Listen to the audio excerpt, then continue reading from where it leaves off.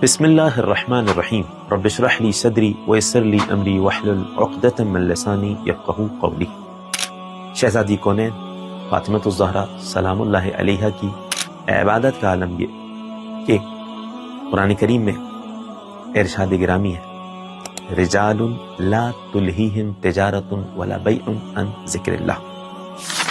کچھ ایسے مرد ہیں کہ جنہیں تجارت، خرید و فروخت اللہ کی یاد سے غافل نہیں کرتی۔ کب آیت یہ نازل ہوئی؟ جب مدینہ میں جمعے کا دن نبی اکرم صلی اللہ علیہ وآلہ نماز کے لیے خطبہ دے رہے ہیں، لوگ موجود ہیں، کائنات کے نبی کی گفتگو سن رہے ہیں، مگر جیسے ہی وہ دف بجائے گئے جو تجارت کرنے والے آ کے بجایا کرتے تھے کہ شام سے قافلہ آ گیا ہے تجارت کے لیے، لوگ نبی کریم کو مسجد میں چھوڑ کر چلے گئے۔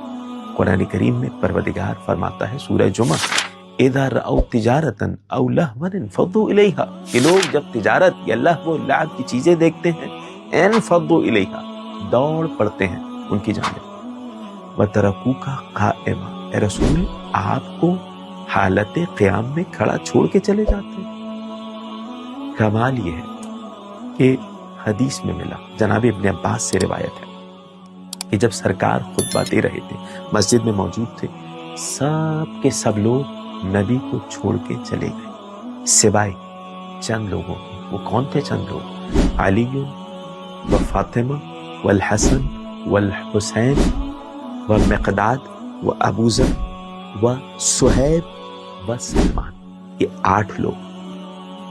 جناب ابن عباس کہتے ہیں سرکار نے ایک جملہ کہا، لقد نظر اللہ الی مسجدی ھذا، اللہ نے میری اس مسجد کی جانب نگاہ کی اور دیکھا حال، لولا ہؤلاء الثمانیہ، اگر یہ 8 لوگ نہ ہوتے تو پھر لأضرمت المدینہ علی اہلہا نارا، مدینے والوں پر آگ برس پڑتی، مدینے والوں پر پتھروں کا عذاب آ جاتا جیسے قوم لوط پر عذاب آیا تھا۔ اگر عذاب ٹلا ہے تو ان 8 عبادت گزاروں کے ساتھ۔ ایک سوال ہو سکتا ہے کسی کے ذہن میں آئے کہ خواتین بھی نماز پڑھتی تھی؟ جی ہاں، احادیث میں وارد ہوا خواتین بھی نماز پڑھتی تھی۔ سب کے سب لوگ چلے گئے تھے نبی کو چھوڑ کے سوائے ان ہستیوں کے۔ جب ان کی عبادت کا عالم اللہ نے دیکھا تو فوراً آیت نازل ہو گئی سورہ نور کی۔ مومنوں میں سے کچھ ایسے مرد ہیں، لا تلہیہم تجارت ولا بیع عن ذکر اللہ، جنہیں تجارت، خرید و فروخت اللہ کی یاد سے غافل نہیں کرتی۔ شہزادی کونین کی عبادت کا عالم یہ ہے کہ حتیٰ دشمنان عبادت کی تعریف کر رہے ہیں۔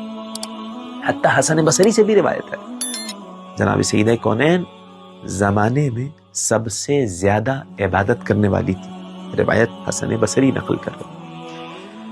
کانت تقوم فی المحراب، محراب میں شہزادی کونین جب قیام فرماتی تھی، ائمہ اہل بیت علیہ السلام سے احادیث موجود ہیں، دوسرے فضائل اپنی جگہ، مگر عجیب حدیث ہے، تتورم قدمہ، جناب سیدہ کونین کے قدمہائے مبارک پر ورم آ جاتا تھا عبادت کے سبب۔ اور آپ حضرات کے سامنے احادیث موجود ہیں کہ جب شب جمعہ آتی، ساری رات عبادت کرتی، دعا مانگتی، امام حسن علیہ السلام نے آ کے سوال کیا، اے مادر گرامی اپنے لیے بھی دعا مانگے؟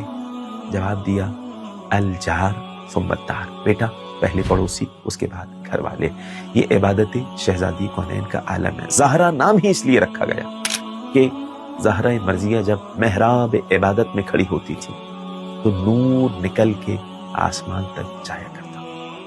پروردگار بحق شہزادی کونین ہمیں اپنی اطاعت کرنے والوں میں شمار فرما۔ سبحان ربک رب العزت عما یصفون وسلام علی المرسلین والحمد للہ رب العالمین۔